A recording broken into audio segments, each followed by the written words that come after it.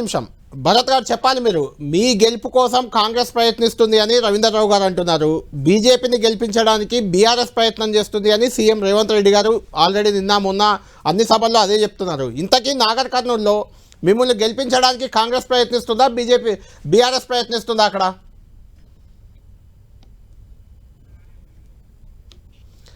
భరత్ గారు, మిమ్మల్ని గెలిపించడానికి నాగర్ కర్నూలులో ప్రయత్నిస్తుంది ఎవరు? ఆడియో మ్యూట్ ఉంది మీది. అందరికీ నమస్కారం. ఈరోజు బీజేపీని గెలిపించడానికి ప్రజలు పనిచేస్తున్నారు.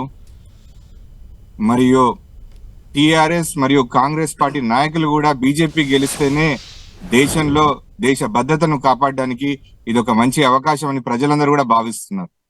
ఈరోజు కాంగ్రెస్ పార్టీకి ఓటేసి తప్పు చేశాం, అసెంబ్లీ ఎన్నికల్లో కనీసం ఒక్క గ్యారెంటీ కూడా సరిగ్గా అమలు చేయలేదని ప్రజలందరూ కూడా భావిస్తున్నారు. బీఆర్ఎస్ ను 10 సంవత్సరాలు చూసినాం, ఇక వద్దు అని ప్రజలే భావించి ఈరోజు అధికార మార్పిడి చేయడం జరిగింది. ఇప్పుడు బీఆర్ఎస్ పార్టీ ఎంపీలు అభ్యర్థులు గెలిచినా కూడా లాభం లేదని ప్రజలు ఒక నిర్ణయానికి వచ్చారు. అదే విధంగా కాంగ్రెస్ పార్టీ గెలిచినా కేంద్రంలో ఎలాగో అధికారంలోకి రాలేదు.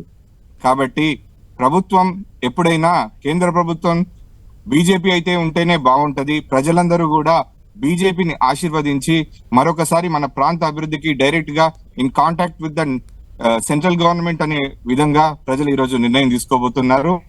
ఈ రోజు రాజకీయంగా కంటే కూడా ప్రజలందరూ ఒకే దారిలో ఉన్నారు, అది మోడీ గారి దారి. ఎందుకంటే భరత్ గారు, ఇప్పుడు మీరు అక్కడ కొత్తగా బరిలోకి దిగారు అంటే of course me father sitting MP Ramulu గారు చాలా సీనియర్ నాయకుడు, మంచి పేరు కూడా ఉంది. అయితే అక్కడ మీపై పోటీ చేస్తున్న ఇద్దరు వ్యక్తులు కూడా RS Praveen Kumar, retired IPS అధికారి, చాలా సీనియర్, ఆయన బీఎస్పీ రాష్ట్ర అధ్యక్షుడిగా ఉన్నారు.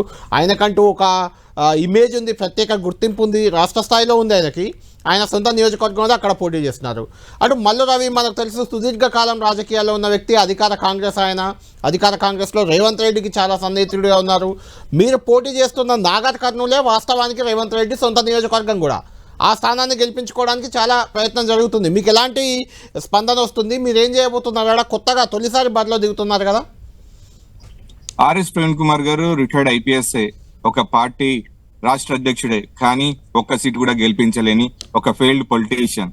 ఇంతవరకు ఒక సర్పంచ్ గా గెలవని ఒక ఫెయిల్డ్ పొలిటీషియన్ ఈ రోజు ఎంపీగా పోటీ చేయడానికి ఆయన అర్హుడే కాదు. ఎందుకంటే మొన్నే ఎమ్మెల్యేగా పోటీ చేసి ఆయనను సిర్పూర్ లో ప్రజలు పంపించేస్తే ఇక్కడికి వచ్చి పోటీ చేస్తున్నాడు. ఆ రోజు ఒకవేళ పాజిటివ్ రిజల్ట్ వచ్చి ఉంటే అక్కడే ఉండేవాడు, ఇక్కడికి రాకపోయేవాడు. బిఎస్పీ పార్టీ ఈ రోజు ఆయనకు బీఆర్ఎస్ తో పొత్తు లేదు అంటే ఎట్టి పరిస్థితుల్లో బానిసత్వానికి వెళ్ళాలనే ఉద్దేశంతో ఆయన పార్టీలోంచి బయటికి వచ్చి మరి ఈ రోజు ఎంపీగా పోటీ చేస్తున్నాడు. అంటే ఆయనకు రాజకీయంగా ఆయన ఆలోచన స్థాయి ఏందో మనం అర్థం చేసుకోవచ్చు. మల్లు రవి గారు గత 20 సంవత్సరాలుగా పోటీ చేస్తున్నప్పటికీ ఎంపీగా ఇంతవరకు ఒకసారి కూడా గెలవలేదు. కానీ నేను మాత్రమే ఒక జెడ్పీటీసీగా నాగర్ కర్నూలు పార్లమెంట్ లో, నాగర్ కర్నూలు జిల్లాలో గత 5 సంవత్సరాలుగా ఫీల్డ్ లో ఉండి పనిచేస్తున్నాను. ఇప్పుడు వాళ్ళకి చెప్పుకోవడానికి ఏమీ లేక ఈ రోజు నాకు అనుభవం లేదంటున్నారు. అవకాశం ఇస్తేనే కదా అనుభవం వచ్చేది. అవకాశమే ఇవ్వకుండా వీరందరికీ అవకాశం ఎక్కడి నుంచి వచ్చింది? ఈ రోజు ఆర్ఎస్ ప్రవీణ్ కుమార్ గారు మన సిర్పూర్ లో వెళ్ళి, నేను ఇల్లు సిర్పూర్ లోనే కట్టుకున్నా, నేను సిర్పూర్ లోనే ఉంటా, నేను ఇంకా సిర్పూర్ ప్రజలకే నా జీవితం అన్నారు. ఓడిపోయిన వెంబడే ఇక్కడికి వచ్చి మాయావతి గారు, కాంశీరామ్ గారు, అంబేద్కర్ గారు, జ్యోతిరావు పూలే గారు అని అన్నారు. ఇప్పుడు పార్టీ మారగానే కేసీఆర్ గారు దేవుడు అంటున్నారు. ఇన్ని రోజులు తిట్టిన నోరు ఏమైంది? రాజకీయ నాయకులు అంటే ప్రజల్లో చులకన కావడానికి ఇలాంటి నాయకులే కారణం. ఒక వ్యక్తిని విమర్శించడం కంటే మనకు ఒక సిద్ధాంతం కోసం పనిచేయడానికి మనం ముందుకెళ్ళాలి. ఒక వ్యక్తిని విమర్శించినా పూజించినా కూడా ప్రజలు హర్షించరు. మనం చేసే పనే మాట్లాడుతుంది, మన పనే మనల్ని గెలిపిస్తుంది. నరేంద్ర మోడీ గారి పనే ఈ రోజు భారతీయ జనతా పార్టీ అభ్యర్థులను గెలిపిస్తుంది. ఈ రోజు రేవంత్ రెడ్డి గారు బీజేపీ బీఆర్ఎస్ ఒక్కటే అనే ప్రచారం మీకు అక్కడ ఏమైనా ఇబ్బందిగా మారిందా? అంటే అసెంబ్లీ ఎన్నికల్లో కూడా అది చేసేది కాంగ్రెస్ పార్టీ, ఆ ప్రచారం జరిగింది. ఇప్పుడు కూడా చాలా పెద్ద ఎత్తున జరుగుతుంది. ఒకటి. రెండోది, ఇక్కడ బీఆర్ఎస్ నేత కూడా మనకు రవీంద్రరావు గారు కూడా లైన్లో ఉన్నారు. బీజేపీ బీఆర్ఎస్ ఒక్కటి అనే ప్రచారం వల్ల నాగర్ కర్నూలులో ఏమైనా మీకు నష్టం జరగబోతుందా?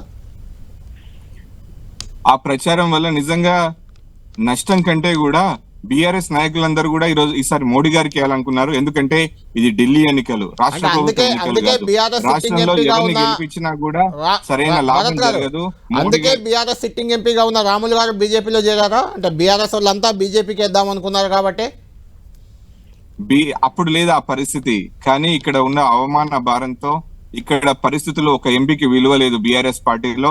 మీరు గత 5 సంవత్సరాలుగా తీసుకోండి, ఏ ఎంపీకైనా బీఆర్ఎస్ పార్టీ విలువ ఇచ్చిందేమో గత 5 సంవత్సరాల రికార్డు పరిశీలించండి. ఏ ప్రభుత్వ స్కీమ్ లో కూడా ఎంపీలను సిఫారసు వాళ్ళు చూడలేదు. కనీసం దళిత నియోజకవర్గమైన నాగర్ కర్నూలు పార్లమెంట్ లో దళిత బంధు ఒక ఎంపీ గారు ఒక 2 దళిత బంధు రవీంద్రరావు గారు కరెక్ట్ పర్సన్ దానికి రిప్లై ఇవ్వడానికి కూడా. రవీంద్రరావు గారు మీకు కూడా నమస్తే అన్న, ఒక ఎమ్మెల్సీగా కూడా పనిచేసిన రవీంద్రరావు గారికి కూడా తెలుసు ఎమ్మెల్యే సెంట్రిక్ ఈ పార్టీలో ఎంత నష్టం చేకూర్చిందో.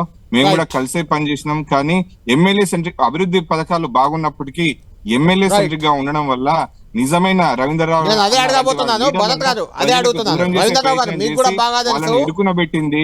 ప్రజలకు దూరం చేసేటప్పుడు లీడర్లు ఒక నిర్ణయం తీసుకోవాల్సి వస్తుంది. మనం ప్రజల్లో ఉండాలంటే భరత్ గారు ఒక్క నిమిషం, భరత్ గారు చెప్పిన